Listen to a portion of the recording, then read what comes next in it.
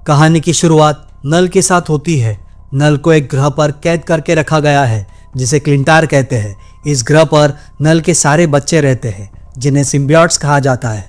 नल इन symbiotes पर राज करता था और उन पर अत्याचार करता था। लेकिन एक दिन सिम्बियोट्स नल की इन क्रूरता से तंग आ गए और उन्होंने मिलकर नल को कैद कर लिया। नल इस कैद से आज़ाद होना चाहता है। आज़ादी के लिए उसे एक खास चीज़ की ज़रूरत है जिसे कोडेक्स कहते हैं। यह कोडेक्स वेनम और एडी ब्रॉक द्वारा बनाई गई है। यह कोडेक्स इस समय धरती पर है और एडी ब्रॉक के शरीर में एक पैरासाइट, एक परजीवी की तरह रह रहा है। नल को किसी भी कीमत पर अपनी कैद से आज़ाद होना था। उसे कोडेक्स नामक एक डिवाइस को हासिल करना था। इसलिए उसने एक योजना बनाई और जेनोफेस नामक बड़ी बड़ी क्रिएचर्स को पूरे ब्रह्मांड में भेज दिया। इन क्रिएचर्स को कोडेक्स को ढूंढकर नल के लिए लाना था, लेकिन यह काम इतना आसान भी नहीं था।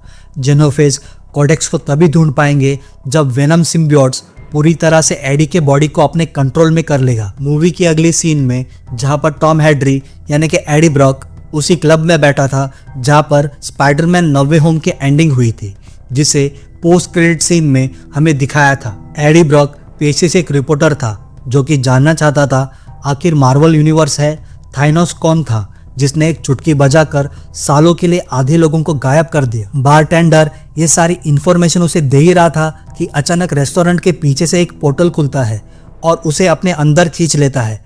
एडी खुद को किसी अन्य आयाम में पाता है। हैरानी की ये बात है कि यहाँ पर भी वह पृथ्वी पर ही है और उसके सामने वही बारटेंडर है। यहाँ पर एडी ब्रॉक वेनम जो कि एडी से कनेक्टेड होता है उसके लिए स्पेशल ड्रिंक बनाता है। उसी दौरान वे टीवी पर न्यूज़ देखते हैं कि एक इंस्पेक्टर पैट्रिक मुलिगन मारा गया है। एडी और वेनम को पुलिस चारों तरफ ढूंढ रहे हैं। Venom let there be carnage movie में पैट्रिक मुलिगन जो कि एंड में वेनम और कार्नेज की फाइट के बीच आकर गिर चुका था और उसकी आंखें चमक रही थी, यानी कि उसके अंदर भी सिम्बियोसिस होता है। एडी ब्रॉक पैट्रिक मुलिगन की हेल्प तो करना चाहता था, मगर उसे यह बात सता रही थी कि अगर पुलिस उसे पकड़ लेती है तो वो अपनी बेगुनाही साबित नहीं कर पाएगा। इसीलिए वो यहाँ से सीधा न्यूयॉर्क जाने लगता है। न्यूयॉर्क में वो एक ऐसे जज को जानता था जिसके काले राज ऑलरेडी एडी को मालूम थे। उस शख्स को ब्लैकमेल करके वो अपनी इस सारी मुसीबत से निकलना चाहता था। रास्ते में एक गुंडों की टीम बेचारे कुत्तों को जानलेवा फाइटिंग कंपटीशन में ले जाने के लिए इनलीगल तरीके से पकड़कर केज में रखते हैं। एडी और वेनम इन कुत्तों को बचाने का फैसला करते हैं। वेनम आसानी से उन गुंडों को हरा देता है और कुत्तों को आज़ाद करा लेता है, लेकिन इसी दौरान वेनम पूरी तरह से एडी के शरीर पर हैवी हो जाता है, जिसकी वजह से जेनोफेस जो उन्हें ढूंढ रहे थे उनकी लोकेशन के बारे में उन्हें पता चल जाता है। इसी के साथ हम ऐसे और एक शख्स को देख पाते हैं जो कि वहाँ की सीसीटीवी फुटेज पर नज़र बनाए रखा था और ये कह रहा था कि ये एडी ब्रॉक बाहर आ चुका है, उसे हमें किसी भी हाल में पकड़ना ही होगा। ये शख्स कौन है फिलहाल के लिए तो नहीं बताया जाता और वो कॉल करता है जनरल रैक्स को, जिसे हमने डॉक्टर स्ट्रेंज वाली मूवी में बीइंग मिडॉक में काल के रूप में देखा था। उसके बाद हम ये देख पाते हैं कि सीसीटीवी फुटेज उसे एक बार के पास से मिले थे, तो रैक्स सीधा उस क्लब में पहुंच जाता है और उस बार के मालिक से पूछताछ करता है, जहां पर वो बताता है कि काले कलर का लिक्विड फॉर्म जैसा कुछ तो था और उसके ढेर सारे हाथ थे और छोटा सा हिस्सा यहाँ पर भी छूट गया है। उसके बाद रैक्स उस छोटे से हिस्से को ट्यूब में कैद करके उस बार के मालिक को बेहोश करके अपने गाड़ी में अपने साथ ले जाता है। उसके बाद मूवी की अगली सीन में हमें एक अंडरग्राउंड फैसिलिटीज एरिया 51 में ले जाया जाता है।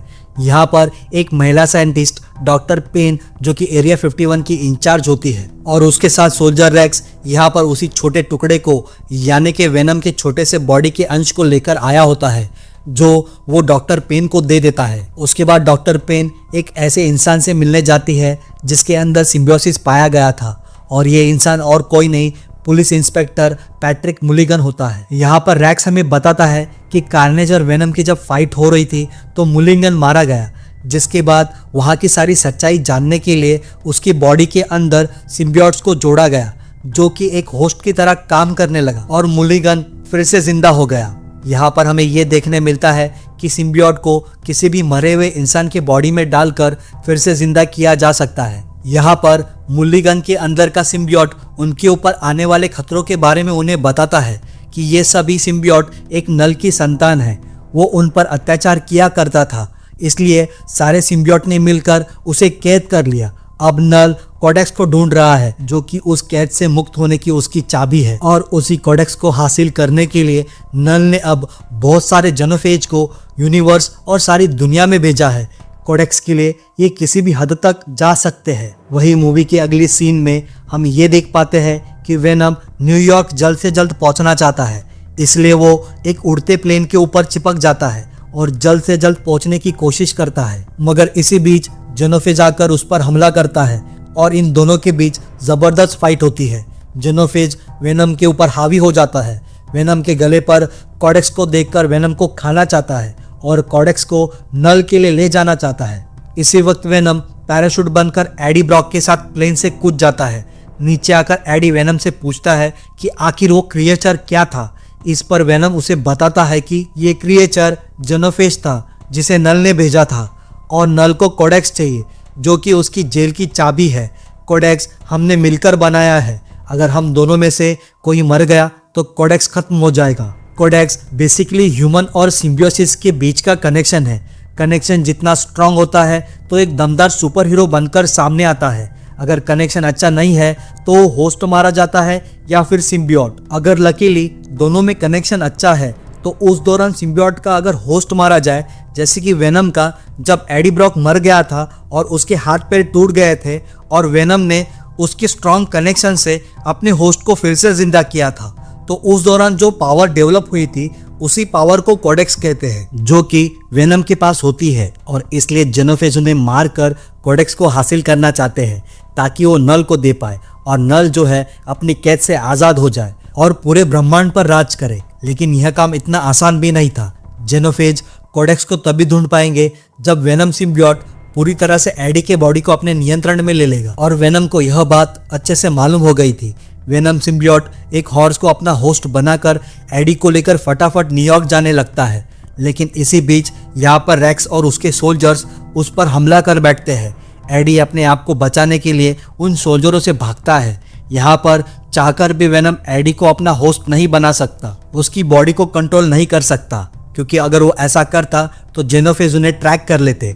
लेकिन वेनम बड़ी चालाकी से कभी मछली के रूप में तो कभी मेंढक के रूप में तो कभी एडी को बचाने एडी के बॉडी फॉर्म में, ताकि जेनोफेज उनका पीछा न कर सके, उन्हें ट्रैक न कर सके। इस तरह से इस मुश्किलों से बचकर वह बड़ी दूर निकल जाते हैं। उसके बाद रास्ते में उन्हें एक फैमिली मिलती है। मार्टिन नाम का एक शख्स उन्हें बताता है कि वे लोग फैमिली के साथ एरिया 51 जा रहे हैं और वे सभी एलियन को देखना चाहते हैं। और फिर एडी मार्टिन से न्यूयॉर्क तक उसे लिफ्ट देने कहता है। मार्टिन मान जाता है और अपने गाड़ी से एडी को लास वेगस ड्रॉप करता है। यहाँ पर एडी अपने कपड़े, जो कि बहुत ज़्यादा खराब हो चुके थे, एक स्ट्रेंजर से कपड़े हासिल करता है और अपने न्यू लुक के साथ पुलिस से बचते हुए एक बड़े से कसिनो में जाकर पहुंच जाता है। कसिनो में अपनी पुरानी फ्रेंड मैडम चेन से मिलता है, जिसे हमने पार्ट 1 एंड पार्ट 2 में भी देखा था। मैडम चेन एंडी के वेनम वाले रूप से बहुत ज़्यादा इम्प्रेस थी, इसलिए अपने साथ उसे अपने घर चलने का ऑफर देती है। घर आने के बाद एक मस्ती भरा माहौल हम देख पाते हैं। मैडम चेन एंडी को अपने साथ डांस करने के लिए कहती है। एंडी ऐसा करना नहीं चाहता, लेकिन वेनम अपने मूवी टाइटल को यहाँ पर कहाँ छोड़ने वाला था। यहाँ पर वेनम अपने पूरे सिम्बियोट वाले रूप में आकर मैडम चेन के साथ अपना वाला वेनम डांस दिखाकर अपने venom the last dance movie के टाइटल को यहाँ पर पूरा करता है। लेकिन यहाँ पर वेनम अपने प्योर सिम्बियोसिस वाले फॉर्म में होता है, यानी कि एडी के बॉडी को पूरी तरह से अपने कंट्रोल में ले लेता है और इसी सिली मिस्टेक के वजह से जेनोफेज उन्हें ट्रैक कर लेते हैं। अब यहाँ पर दोनों में फाइट शुरू ही होने वाली होती है। वेनम एडी के बॉडी से अपना कंट्रोल छोड़ देता है और जेनोफेज उन्हें ट्रैक नहीं कर पाता और कंफ्यूज हो जाता है। वह दोनों भागने की कोशिश करते हैं। इतने में यहाँ पर रैक्स के सोल्जर्स दोबारा एडी पर हमला करके वेनम को एडी के बॉडी से अलग कर देते हैं। रैक्स के सोल्जर्स उन्हें पकड़कर सीधा एरिया 51 में ले जाते हैं। अब मार्टिन भी अपने फैमिली के साथ एलियन को देखने के लिए एरिया 51 में पहुंच जाता है। इधर एरिया 51 के अंदर एडी की मुलाकात पैट्रिक मुलिगन से कनेक्टेड सिम्बियोट ग्रीन वेनम से होती है, जो उसे बताता है कि नल एडी और वेनम को पागलों की तरह ढूंढ रहा है। उसने सारे जेनोफेज को वेनम के बॉडी से कोडेक्स को निकालने के लिए यूनिवर्स में भेज दिए है। नल पूरी दुनिया में तबाही मचाना चाहता है। यहाँ पर रैक्स एडी और वेनम की गिरफ्तारी से बहुत खुश था। वो नहीं चाहता था कि एडी फिर से वेनम के साथ कनेक्ट हो जाए, यानी कि वो नहीं चाहता था कि वेनम सिम्बियोट एडी को वापस अपना होस्ट बना ले, और इसीलिए एडी को बाहर निकालकर शूट कर देता है। लेकिन वेनम एडी को बचाने फिर से एडी के बॉडी में चला जाता है और एडी को अपने कंट्रोल में ले लेता है। जैसे ये दोनों मिलते हैं, यहाँ पर जेनोफेज को इनकी लोकेशन का पता चल जाता है। अब जेनोफेज अपना तांडव मचाना शुरू कर देते हैं। वहाँ पर मौजूद डॉक्टर पेन लैब के जितने भी सिम्बियोसिस हैं उन्हें आज़ाद कर देती है, और ये सभी सिम्बियोसिस वेनम को बचाने जेनोफेज पर अटैक कर देते हैं और वेनम को वहाँ से भागने कहते हैं। दूसरी ओर मार्टिन की फैमिली, जो कि एलियन को देखने एरिया 51 में आई थी, ये भी यहाँ पर आकर फंस जाते हैं। एडी उन्हें बचाने फिर से वेनम बनता है, लेकिन जेनोफेज फिर से उस पर हमला कर देता है। जेनोफेज और वेनम दोबारा लड़ने लगते हैं। जेनोफेज अपनी पूरी ताकत के साथ अकेले ही उन पर भारी पड़ता है और यहाँ पर जबरदस्त फाइट होती है। जेनोफेज को हराने में नाकाम हो रहा वेनम अब यहाँ पर एक आखिरी फैसला लेता है। वो यहाँ पर मौजूद सभी सिम्बियोसिस को अपने अंदर समा लेता है और अपने आप को बड़ा करके जेनोफेज के साथ लड़ने लगता है। उसी वक्त जेनोफेज भी चिल्लाकर अपने साथियों को बुलाता है और पोर्टल में से बहुत सारे जेनोफेज उसकी हेल्प करने आ जाते हैं। वेनम से कोडेक्स छीनने के लिए वे सभी अपनी पूरी ताकत लगा देते हैं। वेनम अपना बड़ा सा रूप लेकर कोडेक्स की पावर का इस्तेमाल करके उन सारे जेनोफेज को अपने अंदर समेट लेता है और एक मशीन की तरफ बढ़ने लगता है, जो कि एलियंस को मारने के लिए बनाई गई थी। वेनम रैक्स को मशीन को एक्टिवेट करने के लिए कहता है। जैसे ही वेनम उन सारे जेनोफेज को अपने साथ उस ट्रंक में ले जाता है, रैक्स मशीन को एक्टिवेट कर देता है, जिससे उनके ऊपर बहुत सारा एसिड गिरने लगता है, जिसकी वजह से सारे जेनोफेज मारे जा रहे होते हैं। ज़्यादा एसिड गिरने की वजह से उस ट्रंक में ब्लास्ट होने वाला होता है। इस बीच डॉक्टर पेन अपने पास में रखे गए स्कन नाम के सिम्बियोट को अपने बॉडी के साथ कनेक्ट करके तुरंत ही बाकी वहाँ पर फंसे लोगों को और अपने असिस्टेंट को वहाँ से निकाल लेती है, और वहाँ पर बड़ा सा ब्लास्ट हो जाता है और उस ब्लास्ट में सारे जेनोफेज के साथ साथ वेनम भी मारा जाता है। एडी उस ब्लास्ट में बच जाता है, लेकिन बहुत ही ज़्यादा बुरी और जख्मी हालत में बेहोश पड़ा हम देख पाते हैं।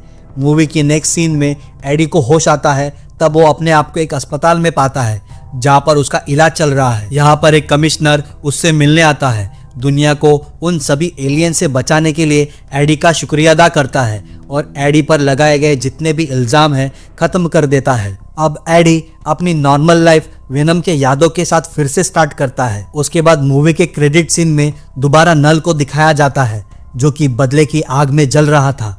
उसे पता चल चुका था कि अब वेनम उसे कहाँ पर मिलेगा। वह कहता है कि उस दुनिया में अर्थ 616 पर जाकर वो वेनम को मार देगा।